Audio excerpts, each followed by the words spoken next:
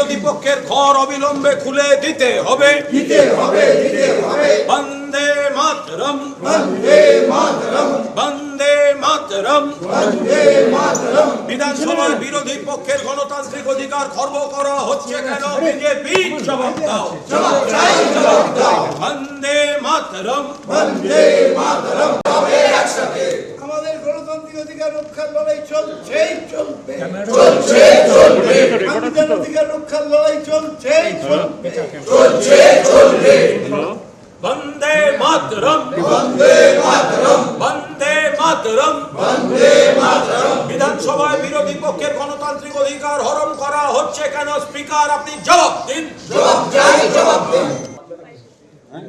বিরোধী দলনেতা হবেন, বিরোধী দলের কি বিরোধী দলনেতা হবেন, কারা দুজন ডেপুটি লিডার হবেন, কে চিফ হুইপ হবেন। এখানে বসে আছেন প্রাক্তন 3 বারের স্পিকার, তিনি বলবেন নিশ্চয়ই যে কোনোদিনই স্পিকাররা আমি সেই রেজলিউশন দেবো কেন, না সেই খাতা জমা দেবো কেন এদের কাছে? এটা সত্ত্বেও আমাদের মুখ্যমন্ত্রী, আমাদের প্রাক্তন মুখ্যমন্ত্রী, আমাদের দলনেত্রী মমতা বন্দ্যোপাধ্যায়, তিনি বললেন ঠিক আছে স্পিকার যখন চেয়েছে আপনাকে জমা দিয়ে দিন। আমরা 3 বারের স্পিকার বিমান বন্দ্যোপাধ্যায়, বর্ষিয়ান অশোক দেব, অরূপ রায় থেকে শুরু করে ডেপুটি লিডার নয়না বন্দ্যোপাধ্যায় সবাই রয়েছে। বিধানসভায় এই বিজেপি সরকার দিচ্ছে না। আমরা আমাদের দল থেকে, পরিষদীয় দল, আমরা বিরোধী দলনেতার ঘর খুলছে না, বিরোধী মুখ্য সচেতকের ঘর খুলছে না, বিরোধী পক্ষের ঘর খুলছে না, আর সরকারি কর্মচারীদের জন্য সার্কুলার দিচ্ছে। মিডিয়ার সঙ্গে কথা বলা যাবে না, টিভি রেডিওয়ে যাওয়া যাবে না, সরকারের নীতির বিরুদ্ধে মুখ খোলা যাবে না।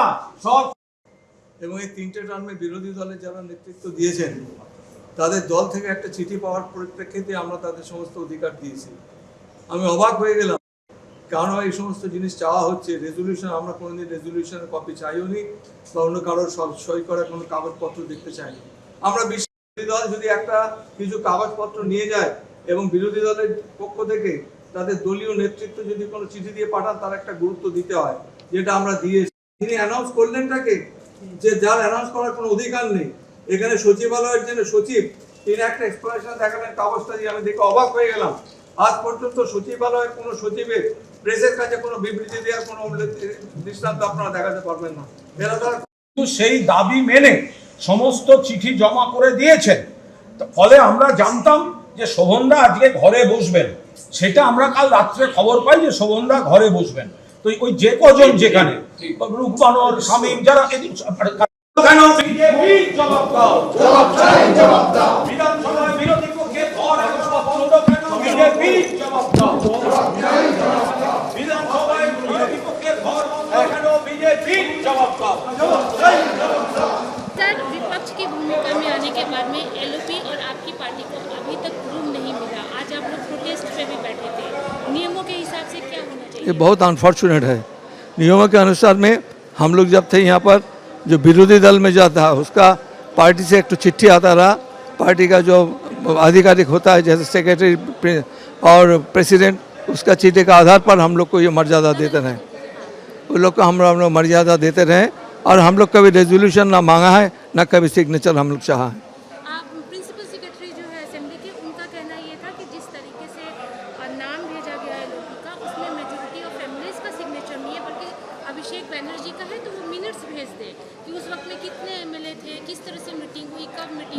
ये तो हम लोग कभी मांगा नहीं, मांगने का सवाल ही पैदा नहीं होता। ये तो रिकॉग्नाइज पॉलिटिकल पार्टी है तृणमूल कांग्रेस। तृणमूल कांग्रेस का रिकॉग्नाइज पॉलिटिकल पार्टी का जो लीडर है, वो चिट्ठी आने से चिट्ठी का ही मान्यता देने होता है। बट प्रिंसिपल सेक्रेटरी का कहना ये है कि रूल बुक में लिखा नहीं, कभी नहीं लिखा है, नेवर।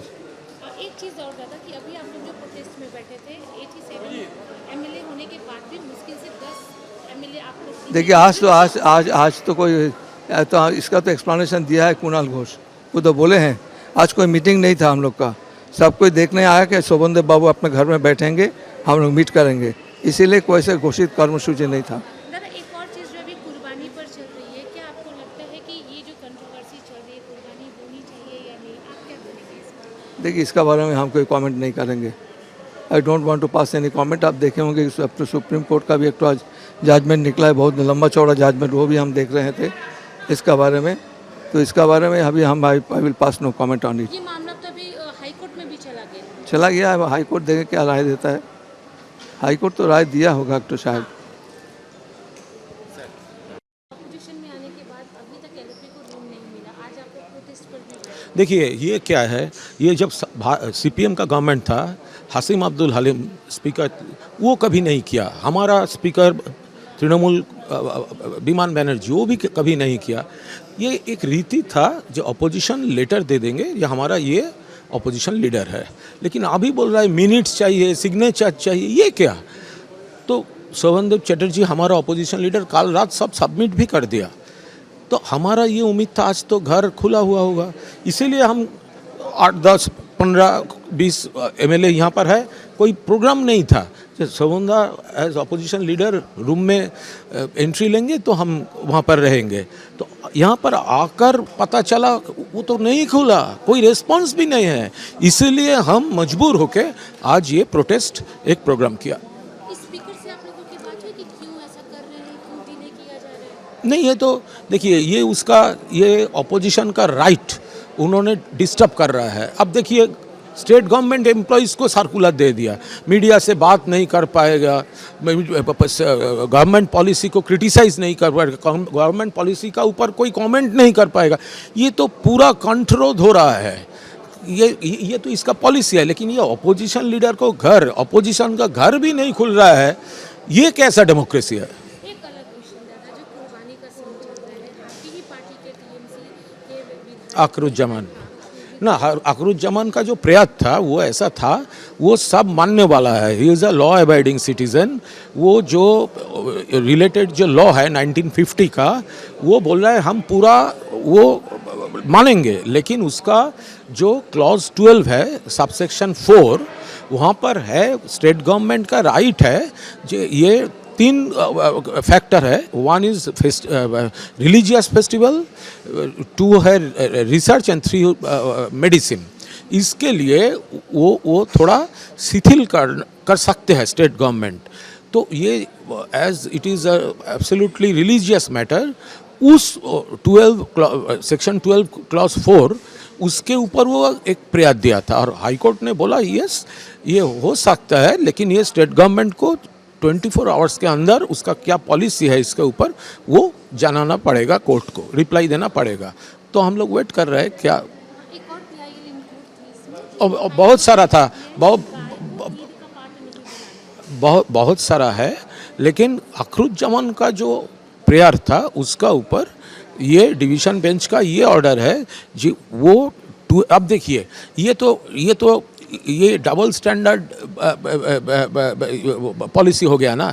यहाँ पर वेस्ट बंगाल में जो वो बैन कर रहा है, सेंट्रल गवर्नमेंट उसी चीज़ को एक्सपोर्ट कर रहा है और ह्यूज फॉरेन एक्सचेंज इनकम कर रहा है। तो ये क्या पॉलिसी है? अगर वेस्ट बंगाल में बैंड है तो आप एक्सपोर्ट बैन कीजिए, और अगर एक्सपोर्ट चालू है, स्लॉटर हाउस चालू है, तो वेस्ट बंगाल में बैन क्यों? दूसरा और एक प्रॉब्लम हो गया है, ये जो गाय का मैटर है, तो वो मुस्लिम लोगों को एक प्रैक्टिस है और हिंदू जो बहुत सारे हैं वो उसके ऊपर बिजनेस कर रहा है। तो अगर मुस्लिम वो नहीं खरीदेगा तो जो हिंदू जो बिजनेस कर रहा है, जिसका ऊपर इन्वेस्ट कर रहा है, बहुत सारा लोन लिया है, वो ट्रबल में आ गया। उसका अभी डिमांड है स्टेट गवर्नमेंट अभी वो पूरा गाय खरीद ले और उसका पालने का बंदोबस्त करे। ये एक इकोनॉमिक क्राइसिस हो गया है।